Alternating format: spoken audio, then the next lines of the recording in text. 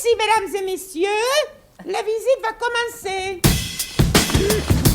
Tout le monde est là ? Oui. Bien. La voûte est, paraît-il, un chef-d'œuvre d'architecture. La favorite avait un secret que je vais vous révéler.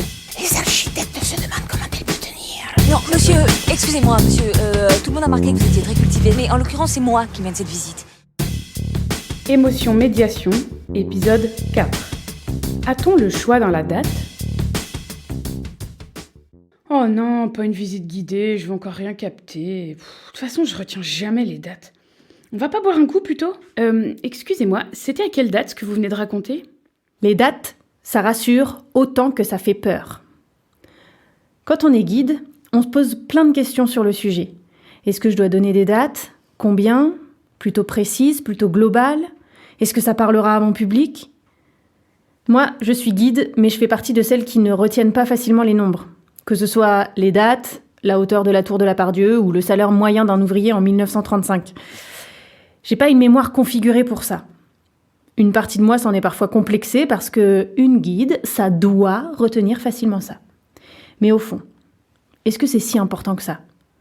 Est-ce qu'il faut vraiment beaucoup de dates dans une médiation culturelle ? Est-ce qu'on peut s'en passer complètement ? Et comment rendre les dates plus digestes ? L'origine des réticences. Moi, j'ai toujours été nulle en histoire, j'arrive pas à retenir les dates. Beaucoup d'entre nous ont ce vieux traumatisme des contrôles d'histoire où on doit retenir des dates out of the blue qui nous semblent complètement arbitraires parce qu'elles ne nous relient à rien de concret ou de connu. Certains sont très forts là-dedans et c'est très utile pour gagner au Trivial Poursuite, mais ça veut pas dire qu'ils aiment l'histoire ou qu'ils sont calés en histoire. L'histoire, c'est tellement plus riche que ça, tellement plus dense que ça. Parfois, en visite, on me demande une date que j'ai déjà donnée. Quand même, ils sont un peu nuls. Ils auraient pu écouter.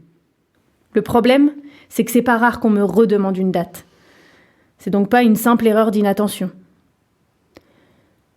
Quand on donne une date, comme ça, brute de décoffrage, le cerveau de la personne en face se mobilise. Les réactions sont multiples et dépendent de chacune et de chacun, mais on peut en souligner principalement deux. Le visiteur ne raccroche la date à rien, soit parce qu'il est perdu dans la chronologie, soit parce que ça ne l'intéresse pas, soit parce qu'il est issu d'une culture différente dans laquelle l'histoire est découpée différemment. Quoi qu'il en soit, il oublie la date, voire il l'écoute même pas pour se concentrer sur ce qui va lui parler. Dans ce cas, donner la date, c'est complètement inutile. Première réaction. Le visiteur met en marche son cerveau et prend le temps de contextualiser en cherchant dans ses connaissances antérieures. Le risque, c'est qu'il perde le fil du discours du guide pendant ce temps où il fait appel à son background personnel. Deuxième réaction. Le visiteur met en marche son cerveau et prend le temps de contextualiser en cherchant dans ses connaissances antérieures. Le risque, c'est qu'il perde le fil du discours pendant ce temps où il fait appel à son background personnel. Bien sûr, il y a aussi les premiers de la classe, vous savez, ceux qui gagnent tout le temps au Trivial Poursuite. Eux, ils ont entendu et intégré la date très rapidement et sont prêts à écouter la suite. Mais dans un groupe, on ne peut pas s'adresser qu'à eux. La date, ça fait appel à des connaissances. Et ça peut vite bloquer si on ne les a pas ou si on croit ne pas les avoir. C'est pas pour rien que les contes commencent par « Il était une fois dans un pays lointain ». Ça met à distance, ça laisse un flou. Ça veut dire « Entrez sans a priori dans ce que je vais vous raconter, faites-moi confiance et soyez prêts à tout ». Et donc, ça ouvre une place pour l'imaginaire. Alors que quand on donne une date, paf, l'imaginaire de l'auditoire est brimé. Il pense qu'il doit savoir, qu'il doit avoir des références, il doit situer précisément cette date. 1515 ? Marignan ! L'histoire, c'est pas que des dates. Il y a une émission produite par Arte qui a une approche très intéressante sur ce sujet. Ça s'appelle « Quand l'histoire fait date », animée par Patrick Boucheron. Et cette émission, elle prend comme point de départ une date que l'histoire a retenue, puis, en 27 minutes, elle contextualise et relate l'événement associé à cette date. Mais le but, c'est de donner les enjeux de la société de l'époque, de préciser ce qui a mené au dit événement, de décortiquer pour mieux comprendre en quoi il a été une rupture dans la société, de décrire les protagonistes, etc. L'émission met donc la date en récit pour permettre de la comprendre. Le téléspectateur peut comparer avec ce qu'il connaît aujourd'hui et mieux comprendre la société qui l'entoure. L'intérêt, c'est l'histoire et le récit que l'on s'en fait, pas la date. La date ici n'est qu'un prétexte. Peut-on faire une visite guidée sans donner aucune date ? Honnêtement, ça semble difficile de n'en donner aucune. Chez Cybelle, on aime bien tester des nouveaux trucs, et on a essayé, mais ça n'a pas marché. Quand on a écrit notre visite comptée de l'Hôtel Dieu, on s'est posé la question de ne donner aucune date. L'idée, c'était de ne pas freiner l'imaginaire des visiteurs et visiteuses. Mais on a retourné l'idée dans tous les sens, on en a parlé à nos amis, à des enseignants, à des personnes qui connaissent notre travail, on a essayé de trouver des astuces pour ne pas en donner, on a envisagé de ne donner des dates qu'à la toute fin de la visite. Mais finalement, c'était pas concluant et on a fini par annoncer les dates. Parce que les dates font peur, mais on en a besoin. Elles restent un repère attendu et indispensable. Point trop n'en faut. Ok, il faut des dates. Mais utilisons-les avec parcimonie. Dans la plupart des cas, une large période est suffisante plutôt qu'une date précise. On donne un siècle ou une décennie et c'est assez.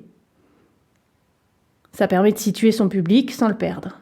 L'inondation du Rhône a eu lieu en 1856. Pardon, excusez-moi, je sais plus.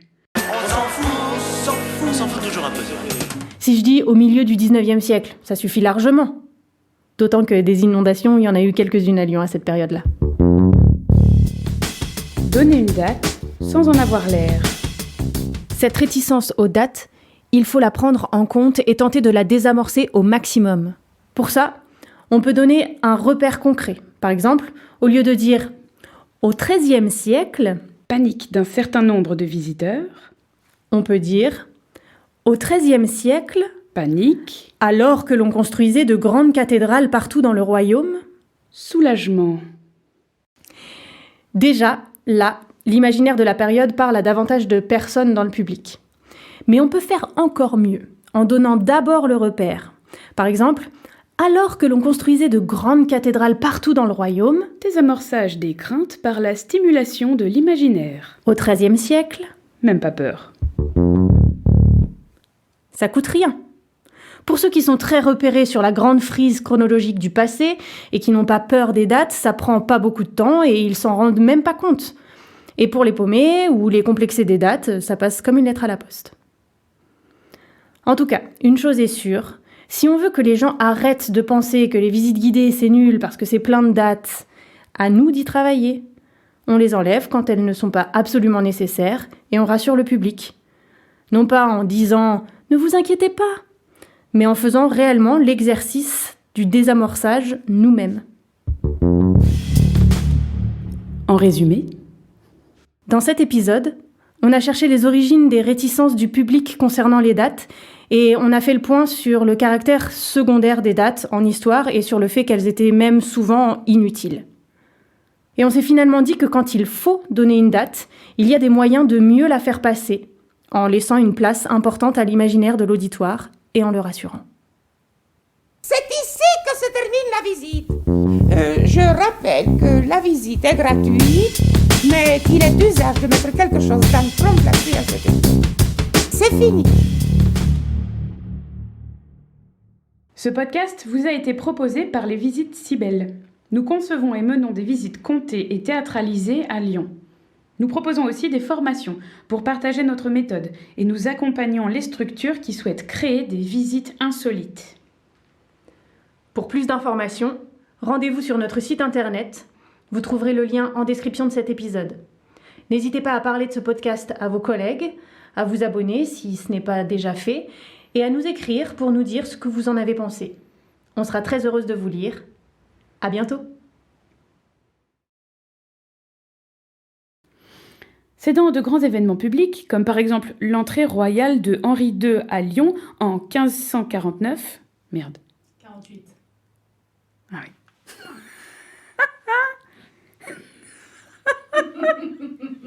On n'est pas sur le choix dans la date. Hein. Ça, on pourra le mettre à la fin.